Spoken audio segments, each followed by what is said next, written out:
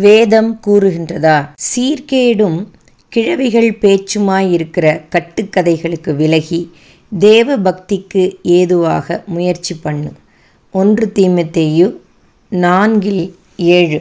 ஏராளமான கிறிஸ்தவ நம்பிக்கையாளர்கள் கொண்டிருக்கின்ற கருத்துக்கள், விசுவாசம், புரிந்து கொள்ளுதல், ஆராதனை முறை போன்றவை பலரால் நம்பப்படுகின்றன. ஆயினும் அவை வேதத்தை மையமாக கொண்டவை அல்ல.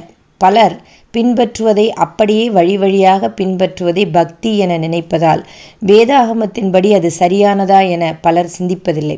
ஒரு விஷயம் அதிக பக்தி போலவும் அதிக விசுவாசம் போலவும் அதிக பரிசுத்தம் போலவும் தோன்றலாம். ஆயினும் அவ்விதமாக பக்தியையும் விசுவாசத்தையும் பரிசுத்தத்தையும் வேதாகமம் போதிக்கின்றதா என்று பார்க்க வேண்டும். ஒருவர் சபை ஆராதனையின் போது அளவுக்கு மிஞ்சி ஆடி பாடி அமர்க்களம் செய்தார். அவருடைய ஆட்டமும் அவருடைய அதிக சத்தமும் எல்லாருடைய கவனத்தையும் அவர்பால் இழுத்தன. இந்த அளவிற்கு ஆட்டம் பாட்டம் ஆராதனை வேளையில் அவசியமா என்று சிலர் பேசிக்கொள்வதுண்டு. அதற்கு அவர், என்னை ரட்சித்து அபிஷேகித்து வல்லமையால் நிரப்பிய கர்த்தரை தாவீதைப் போல நடனமாடி ஆராதிப்பது தவறா என்று கேட்டார்.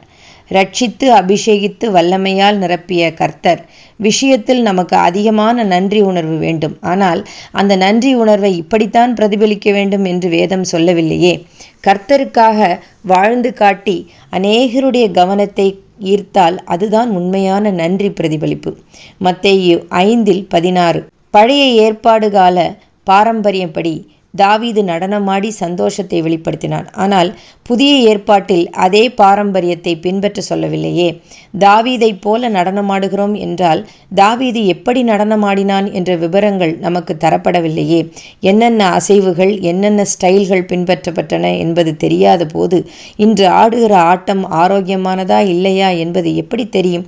புதிய ஏற்பாட்டு நியமங்களை பின்பற்ற அழைக்கப்பட்ட நாம் பழைய ஏற்பாட்டு கால முறைகளுக்கு அதிக முக்கியத்துவம் தருவது நல்லதல்ல.